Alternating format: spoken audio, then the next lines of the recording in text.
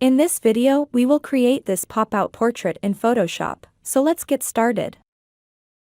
First let's duplicate the original layer. We don't need any edit on the original layer. Ctrl+J on Windows, and Command+J on Mac.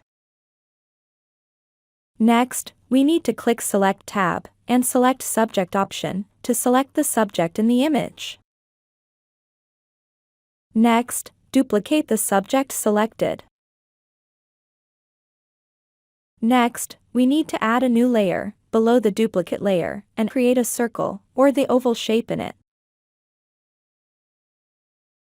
Next, use the clipping mask on the duplicate layer. And done with this duplicate layer. Next, we need to edit this subject layer. Here, we need to add a layer mask, by clicking this layer mask tool. And to continue, we need to select this layer mask. And with black color as the foreground, we need to select the paint option. And brush off, around the oval, in the subject layer, like this.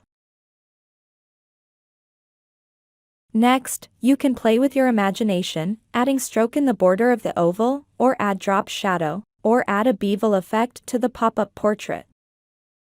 I hope this Photoshop video tutorial will be of help to you. Tag your creations below in the comment section.